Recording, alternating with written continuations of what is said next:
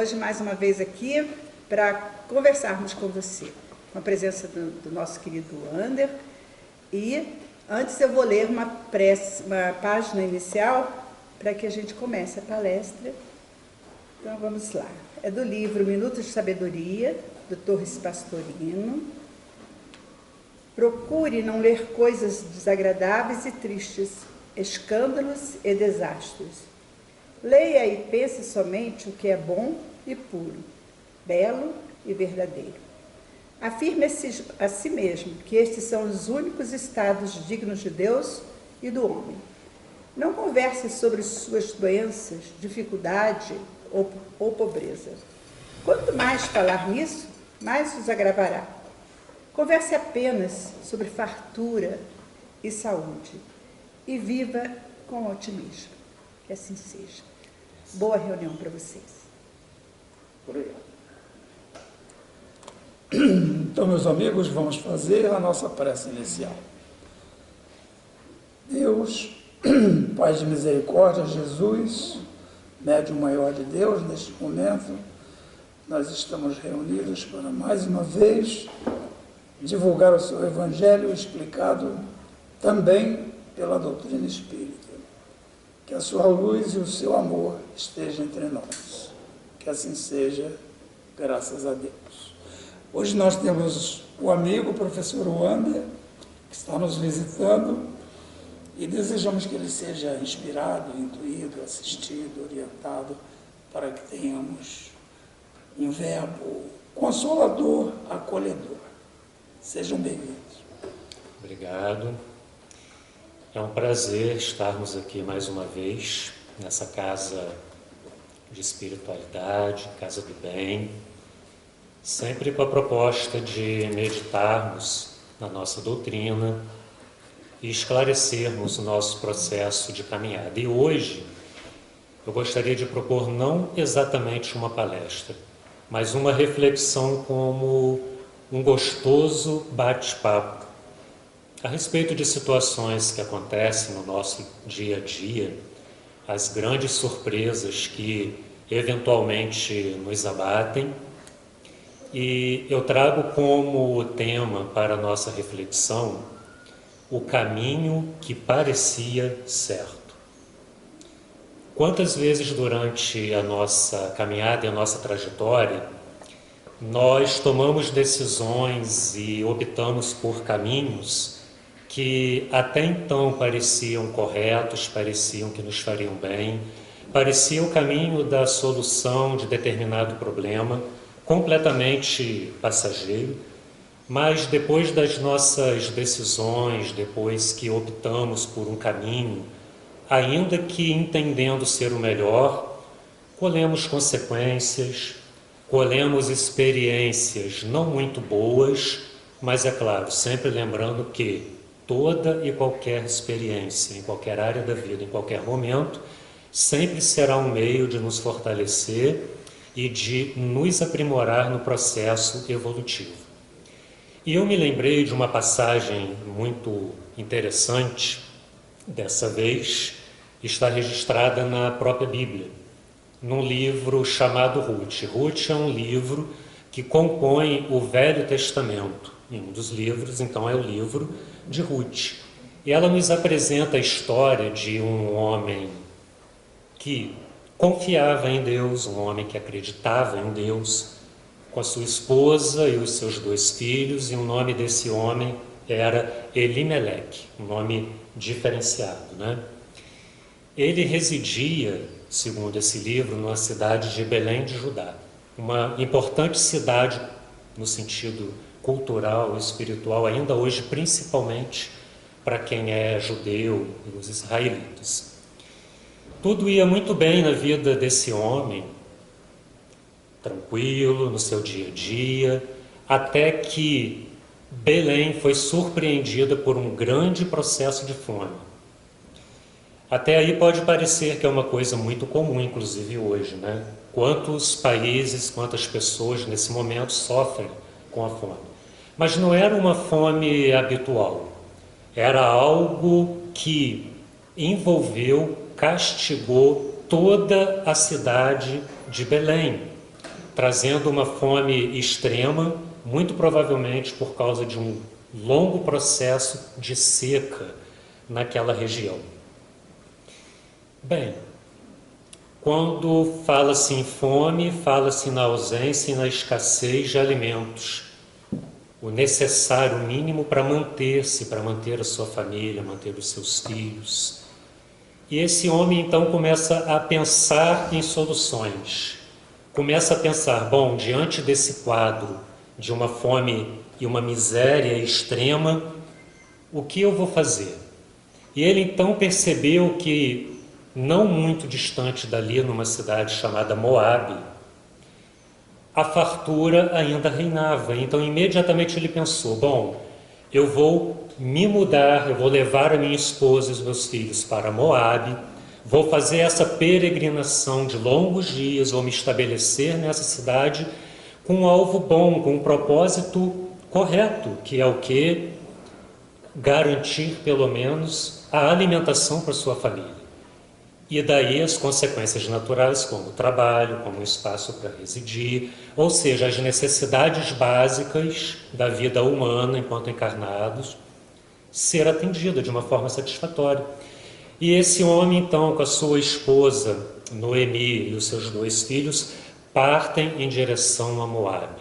Eles deixam os seus bens, eles deixam a sua casa, eles deixam a sua terra, deixam todos os seus parentes e eles vão se aventurar em busca da solução de um problema que era fome, no lugar completamente desconhecido, sem parentes, sem vínculos afetivos que pudessem, naquele momento de crise, auxiliá-los. Pois bem, a história relata que, um certo tempo depois, de já fixados em Moabe, Elimeleque veio a desencarnar. Ele desencarnou e deixou completamente sem assistência a sua esposa Noemi e os seus 2 filhos. Após o desencarne de Elimeleque, a sua família ainda permaneceu em Moabe por mais 10 anos. Porém, também os seus 2 filhos faleceram. E essa mulher então ficou completamente desamparada, até porque ela não tinha nenhum parente para socorrê-la naquele momento. Aquilo que até então estava resolvido, aquilo que aparentemente já estava solucionado, veio de uma forma muito mais intensa e crescente na vida daquela família. O abatimento espiritual e emocional foi desgastante e tremendo, e então Noemi e a sua nora Ruth decidem retornar à sua terra de origem, resgatar a sua propriedade, os seus bens, os seus laços afetivos com seus parentes, em busca agora não apenas de uma solução humana, uma solução que significaria ter o alimento para saciar uma fome física, mas principalmente sentir-se amada novamente através dos vínculos familiares. Por que eu estou fazendo e trazendo hoje, nesse dia, essa proposta de análise de Elimeleque, registrada lá na Bíblia? Porque nós vivemos a síndrome de Elimeleque com uma frequência extraordinária quando paramos para pensar nos nossos desafios, no meu desafio, no seu desafio, nas nossas limitações nas diversas áreas da nossa vida, o tempo inteiro, enquanto aqui encarnados nesse sistema. Eu não posso dizer que Elimeleque desencarnou porque optou ir para Moabe, mas também não posso deixar de dizer. Para Elimeleque, o melhor para ele e a sua família era estar naquela terra, ainda que ela fosse estranha, ainda que vínculos familiares ali não estivessem estabelecidos. Porém, o caminho que parecia certo, na verdade, transformou-se com o tempo num desgaste muito maior que o problema original que o levou a tomar essa decisão. Nós vamos lembrar também que nós temos na nossa doutrina, em vários pontos da literatura básica, por exemplo, no Livro dos Espíritos, encontramos referências no Evangelho segundo o Espiritismo, sobre a lei de ação e reação, ou, se você preferir, a lei de causa e efeito. qual é o melhor quando nós estamos em crise? Nós tomarmos uma decisão com base no nosso pensamento imediatista ou refletirmos profundamente até entendermos que o caminho a seguir deve ser esse, que é o correto, e não um atalho que vai nos salvar momentaneamente das nossas limitações, mas que poderá nos levar a abismos cada vez maiores nos incidentes das estradas da nossa caminhada. Sabe, você talvez vai concordar, eu acredito. Nós somos muito rápidos nas nossas decisões e pensamentos, não é? Muito afoitos. Né? Muito afoitos, todos nós. E espera-se uma nova geração de um mundo regenerado que tenha um time menor na tomada de decisão, né? A gente escuta muito falar sobre isso nas crianças cristais, por exemplo, né? Que formarão aí a nova leva de espíritos que já estão reencarnando, que refletem mais, que pensam mais, que apontam de uma forma exaustiva todos os pontos a favor e os pontos também não muito bons, até o momento real da tomada de decisão. Para esse homem, o caminho que parecia certo, porque a justificativa era completamente aceitável e correta, na verdade não foi, e a consequência dessa decisão não veio imediatamente. Ocorreu ao longo dos 10 anos em que a família estava estabelecida na cidade de Moabe, até que a sua esposa, agora viúva, decide então, após um profundo processo de reflexão, que o melhor era retornar. E agora ela faz o caminho inverso, levando a sua nora, que nesse caso seria a estrangeira, indo de Moabe para a cidade de Belém de Judá. Sabe, nesse exato momento, nós estamos aqui compartilhando na casa de oração, e você está aí desse lado como nós aqui, e já nesse momento chegamos até a casa tendo vivenciado inúmeras situações limitantes. Algumas mais complexas, outras menos complexas, mas o fato é, até esse momento, tivemos que tomar decisões, seja a nível mental ou seja a nível prático. E as decisões, uma vez tomadas, uma vez executadas, ela trará inevitavelmente as suas consequências, sejam boas ou não sejam tão boas assim. É a lei. Não há nada de peso da mão divina, cobrança do Todo-Poderoso que pesa a mão, não. O que há é uma lei simples, mas uma vez compreendida, faz com que tenhamos a capacidade de frear as nossas escolhas e decisões para que o efeito, a consequência, seja a melhor possível, para que venhamos a extrair o bem, para que não venhamos a sofrer com os atropelos no processo da caminhada. Eu me pergunto, vou perguntar para mim mesmo, qual é o caminho que eu preciso tomar e que para mim pode parecer certo? Você está contextualizando sua fala no momento atual que o mundo e o nosso país está vivendo? Você está contextualizando com isso? Porque é uma época assim que estamos meio perplexos, né? Estamos na era dos extremos, como diz o historiador, né?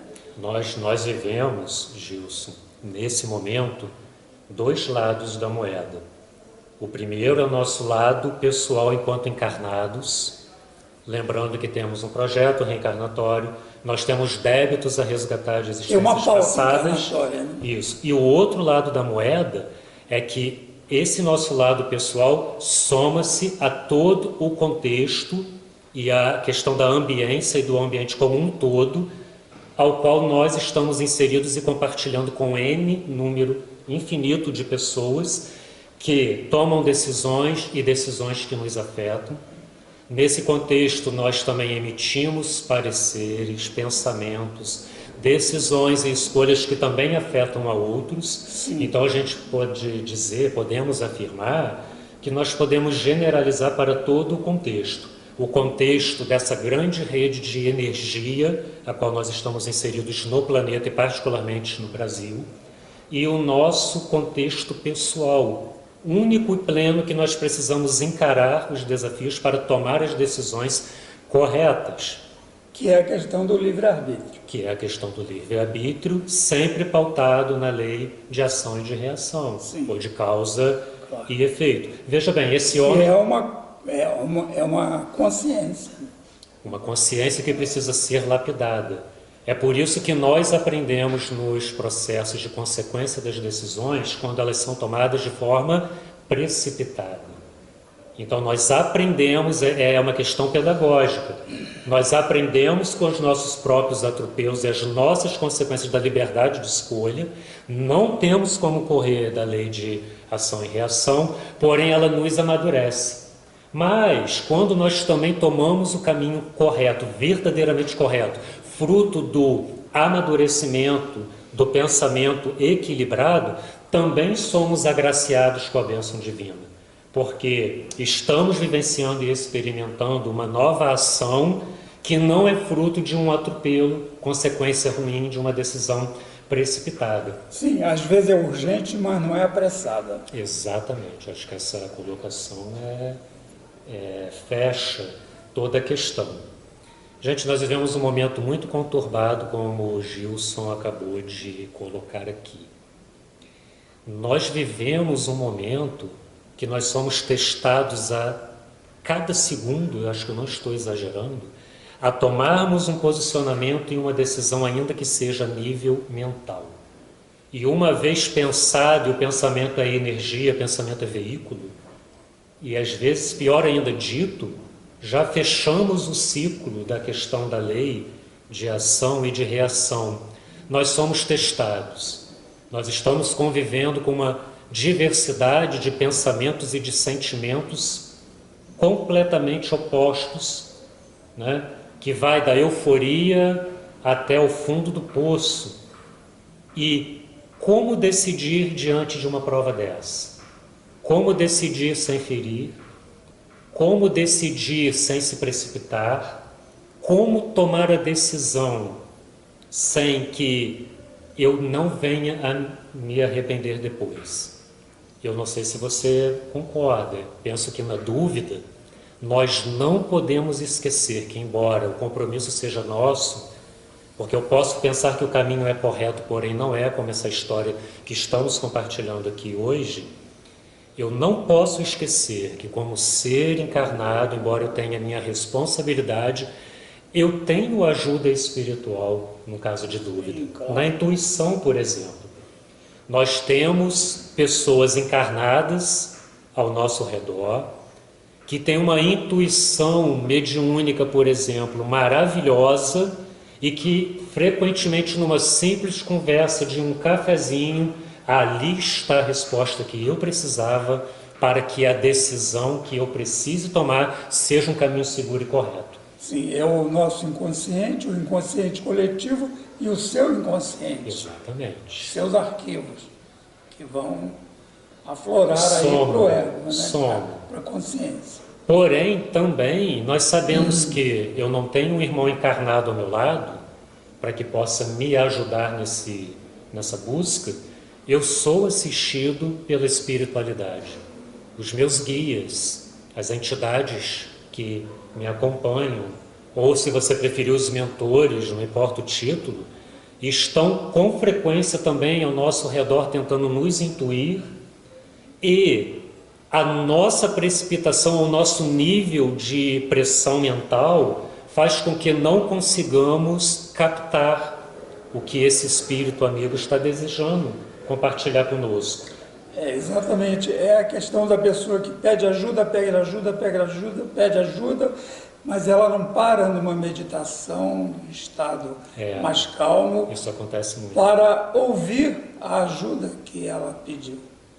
Ela não se coloca em condição de receptividade para as respostas que ela demandou, né? Aí fica difícil do universo poder ajudar, né?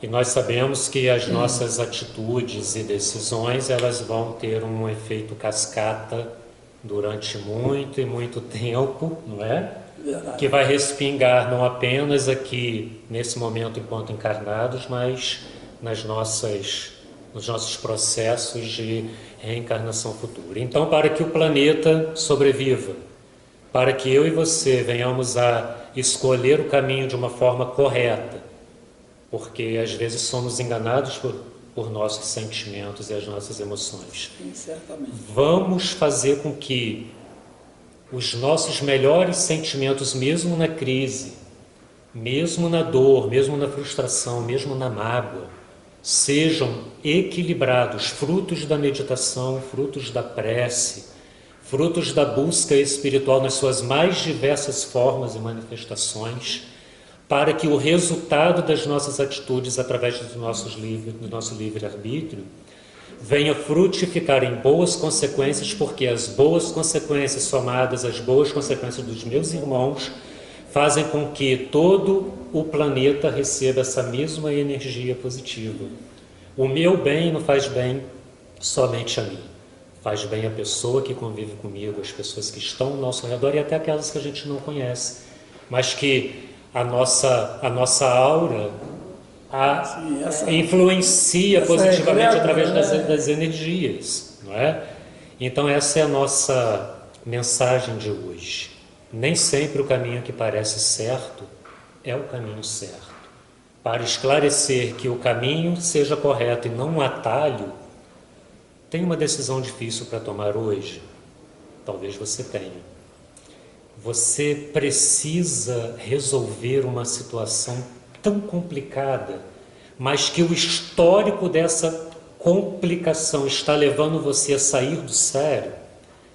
Relaxa, respira, Não tome hoje a decisão. Talvez seja melhor.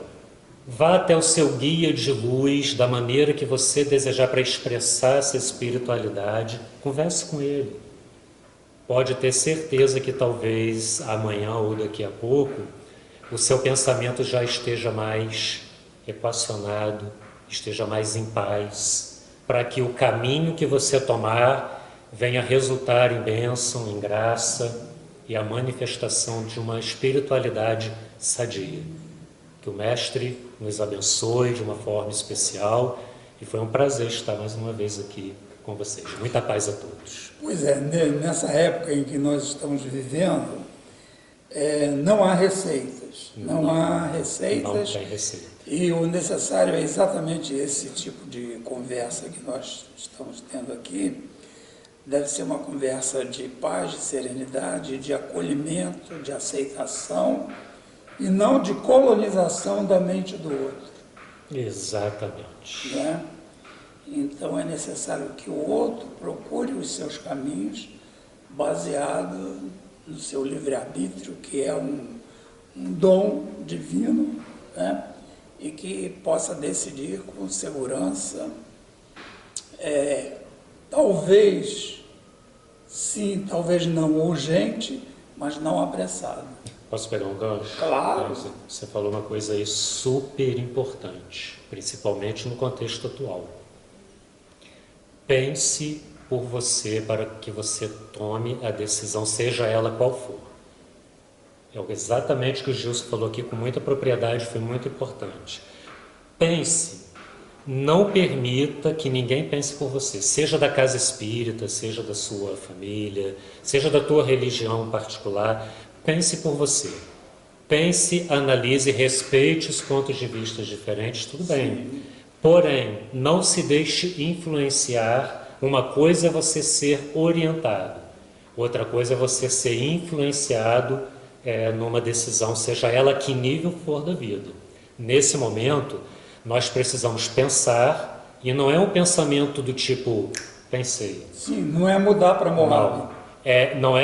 Gostei, não tem nada, gostei dessa. E não é mudar para Moab. Moab. É permanecer em Belém, como na história que falamos aqui, mesmo na seca, mesmo na fome, para que, depois de analisar absolutamente de uma forma profunda, e isso precisa gastar tempo para refletir, Sim, não você é um tempo, consiga não é um tempo concluir. cronológico, é Não. um tempo emocional, psicológico, espiritual. Então pense por você e a sua intuição através dos guias espirituais, eu tenho certeza, fará toda a diferença na escolha e na decisão do caminho.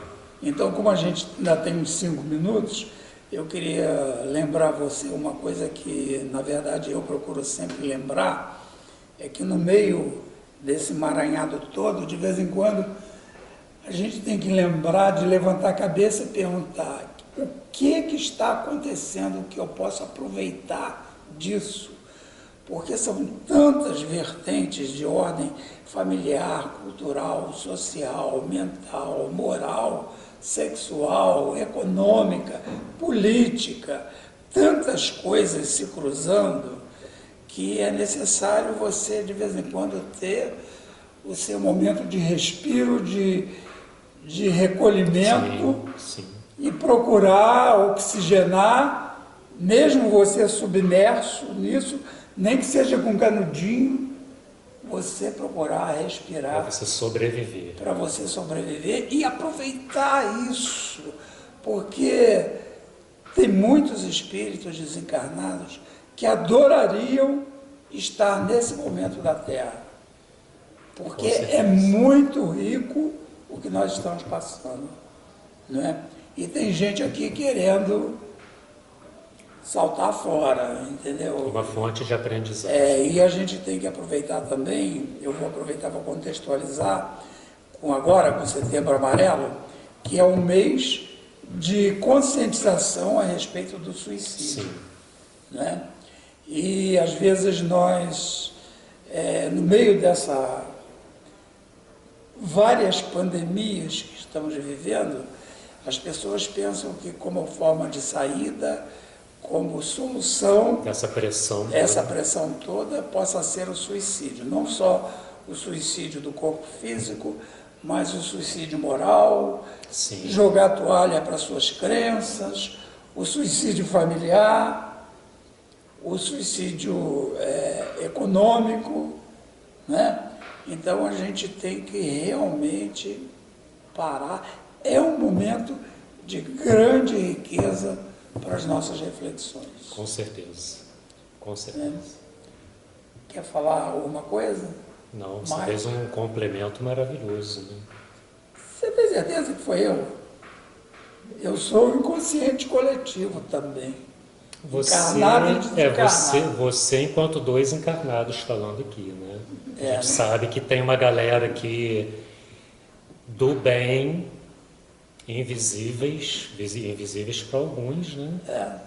Mas que estão te intuindo de uma forma maravilhosa. Pois e você também, claro, que o verbo era seu, mas como você falou que a gente ia fazer uma reflexão conjunta, e eu sou muito abusado e metido, resolvi meter o bedelho no seu verbo. Nada, confete. E fora o seguinte, fora quem está nos ouvindo também, vai fazer uma mixagem, um processo dialético aí com seus valores. Sim. E vai procurar aproveitar o máximo. Vai concluir a escolha do caminho. Sim, cada um no seu livre-arbítrio. Né? Gostei muito da sua presença, da sua palavra. Um prazer. E até um próximo encontro. Vamos fazer a nossa prece final. Deus, Pai de misericórdia, Jesus, agradecemos neste momento a presença dos nossos benfeitores espirituais, que acionaram os nossos arquivos para que pudéssemos veicular todas as mensagens que acreditamos. Obrigado, Senhor, que assim seja.